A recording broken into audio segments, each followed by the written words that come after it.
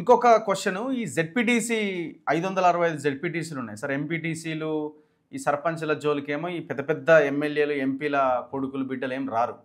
ZP chairman మీద అందరి target పడ్డది. 31 జెడ్పీ చైర్మన్లు ఉన్నాయి, 565 జెడ్పీటీసీలు ఉన్నాయి. ఇప్పుడు జెడ్పీటీసీగా పోటీ చేస్తే ఆ జిల్లాలో జెడ్పీ అవ్వడానికి అవకాశం ఉంటుంది కదా ఎన్నుకుంటే మెజారిటీ. ఇప్పుడు ఎమ్మెల్యేల కొడుకులు బిడ్డలు కోడన్లు వీళ్ళంతా రెడీ అవుతున్నారట, మాజీలు అంటే టికెట్ ఓడిపోయిన వాళ్ళు. ఎందుకంటే జెడ్పీ చైర్మన్ అయితే మళ్ళీ నెక్స్ట్ ఎమ్మెల్యేకి అవకాశం స్కోప్ ఉంటుంది కాబట్టి జిల్లా అంతా తన ఆధీనంలో ఉంటుంది కాబట్టి. సో ఇది ఎట్లా చూడాలి దీన్ని? అంటే నార్మల్గా పనిచేయాలనుకున్న వాళ్ళకి ఈ అవకాశం లేకుండా పోతున్నది. మళ్ళీ అక్కడ వచ్చి మళ్ళీ మంత్రుల బిడ్డలో మంత్రుల కొడుకులో ఆయా పార్టీ నాయకుల పిల్లలు మళ్ళీ పోటీ చేస్తున్నారు. ఇది కేవలం పొలిటికల్ అకామిడేషన్ లెక్కనే అయిపోయింది ఇదంతా. వీళ్ళు మళ్ళీ ఏంటంటే రేపు పొద్దుగాల జిల్లా పరిషత్ చైర్మన్ అది అయితే మళ్ళీ వాళ్ళు ఎమ్మెల్యేలా ఎంపీలా ఎమర్జీ అవుతాడు కదా లీడర్షిప్. వీళ్ళందరూ వచ్చేటోళ్ళు కూడా యాక్చువల్గా ఏంటంటే పదం లీడర్లు అనాలని నాకు పెద్ద ఇష్టం ఉండదు. వీళ్ళంతా ఒక రాజకీయ బ్రోకర్లు. క్లియర్ కట్ గా చెప్తాం, క్లియర్ కట్. కొంత ఎక్సెప్షన్స్ పక్కకు పెడతాం. ఈ బ్రోకర్లు ఇక్కడనే యూత్ మొత్తం తయారై ఏం చేయాలి, యూనివర్సిటీలలో చదువుకున్న వాళ్ళు కొంత ప్రోగ్రెసివ్ థాట్ ప్రాసెస్ ఉన్నటువంటి యూత్ గ్రామాల మీద పడాలి. పడి ఈ పొలిటికల్ బ్యాక్గ్రౌండ్ ఉన్నటువంటి వాళ్ళ బ్యాక్గ్రౌండ్ ఏంటిది. ఇప్పుడు జానారెడ్డి కొడుకులు సరే జానారెడ్డి అని పక్కకు పెట్టండి, ఏ పాలిటిషియన్ పిల్లలైనా కానీ వాళ్ళు చేసినటువంటి ప్రజాసేవ ఏంటిది. ఇప్పుడు ఒక అంటే వాళ్ళు జనం ఓట్లేస్తేనే గెలిచిరు కదా. నేను అంటున్నా మరి అంతే అదే సిచ్యువేషన్ అనుకుంటేది ఉంటే ఇలా సాగు కూడా పైసలు ఖర్చు పెట్టలేనటువంటి దుస్థితిలో జనం ఎందుకున్నారు? ఎందుకు ఆయన నియోజకవర్గంలో కనీసం అనుకున్న వైద్యం ఎవరన్నా బీమార్ వస్తే వైద్యం చేయలేని దుస్థితిలో ఎందుకున్నారు? ఎందుకు ఇన్ని స్కామ్స్ అవుతున్నాయి బయటికి రాగానే? ప్రతిదీ కుంభకోణమే కదా. సో వీళ్ళు లంకల పుట్టినయే కనుక మెజారిటీ, మళ్ళీ అది కూడా చెప్తున్నా, 99% లంకల పుట్టిన రాక్షసులు అన్నట్టుగా వీళ్ళు అక్కడనే ఆ పెంపుదల అటువంటి దానిలే కార్పొరేట్ల దగ్గర పైసలు తీసుకొని వీళ్ళే కార్పొరేట్లు అయ్యే స్థాయి దాకా పోగలిగినటువంటి మనస్తత్వాలతోనే వాళ్ళు వచ్చి అక్కడ కూర్చున్నారు కనుక వాళ్ళు రేపు పొద్దుగాలు వచ్చినా కానీ ఈ జనానికి ఏం ఉపయోగపడదు.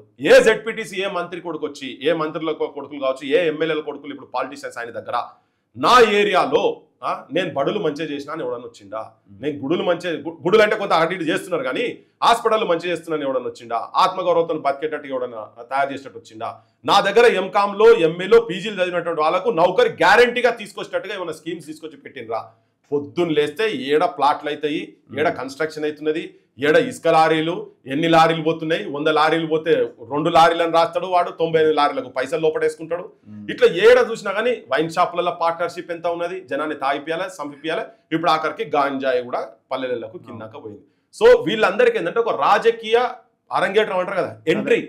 ఆ ఎంట్రీగా వీళ్ళు ఇవన్నీ వాడుకుంటుంది. జెడ్పీటీసీ కూడా, ఈవెన్ జెడ్పీటీసీ మెంబర్లను కూడా ఇప్పుడు వాళ్ళు ఏంది పైసలు ఇచ్చి చేస్తే అవతలడు ఒక మంత్రి కొడుకో లేకపోతే ఇంకెవడో ఎమ్మెల్యే కొడుకో గవర్నమెంట్ సపోర్ట్ చేసినాడో ఆపోజిషన్ సపోర్ట్ చేసినాడో వాడు పెడతాడు 10 కోట్లు పెడితే ఇప్పుడు ఈయన 50 లక్షలు సపోజ్ ఖర్చు పెట్టో ₹1 కోటి ఖర్చు పెడితే అరే నువ్వు ఖర్చు పెట్టిన పైసలు నీకు ఇస్తారా పోయానంటే ఈయన తీసుకొని సపడే ఊకున్నాడు అనుకో, ఈ ఆడు పైసలు ఉన్నాడు ఆడవుతాడు. ఈ పైసలు వాడు 10 కోట్లు పెట్టి ఆడికి వచ్చినాడు, వాడు పొద్దున్నేసే ఏమా నాలుగే బయటికి పెట్టి నాకుతేనే ఉంటాడు కదా, ఇక జనం పైసలు నాకుతేనే ఉంటాడు కదా.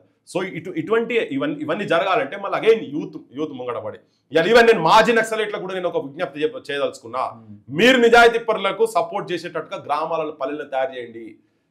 నిజాయితీ పరుల సైడ్ ఉండేటట్టుగా ఒక నీతివంతమైన పాలన నాయకత్వం వచ్చేటట్టుగా, లేకపోతే ఇక దప్ప నీకు వేరేది ఏం లేదు, ఇలా పిట్టలను కాల్చినట్టు కాల్స్తున్నారు. మీ ఆలోచన విధానం కూడా తుపాకులది అయిపోయింది, కొంతమంది సరెండర్ కూడా అవుతుంది కదా.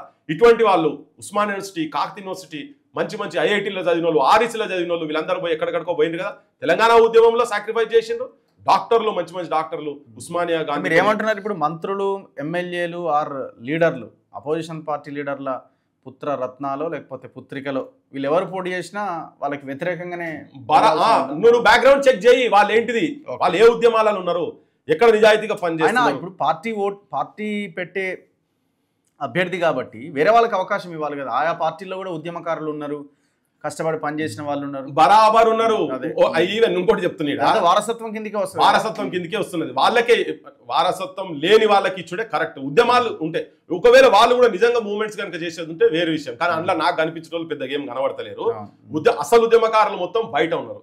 అటువంటి వాళ్లకు పార్టీలో అవకాశం ఇవ్వాలి. ఇప్పుడు వాళ్ళ దాంట్లో కూడా ఏం చేస్తారంటే నిజమైన ఉద్యమకారులను వాళ్ళు ఎవరు ఐడెంటిఫై చేస్తారు ఇప్పటిదాకా. ఇప్పుడు విద్యార్థి ఉద్యమాలకి వచ్చి పోయిన వాళ్ళని కూడా ఎవరిని చేస్తారు. ఒకవేళ గనీమత్ ఎక్కడో దగ్గర ఇచ్చిందంటే వాడిని అక్కడ బానిసగా చేసి పెట్టుతున్నారు. ఆల్జిషియన్ డాగ్స్, పమోరియన్ డాగ్స్ అంతనే. పమోరియన్ డాగ్స్ ఉట్టి ఉర్రతో ఊకుంటాయి. కొన్ని డాగ్స్ ఏంటంటే ఆల్జిషియన్ డాగ్స్ అవసరమైతే వీడు ఎస్ అంటే పోయి కరుస్తాయి అంతనే. కానీ ఇవి పార్టీల నాయకత్వం ఎట్లా చెప్తే అట్లా నడిచేటియే.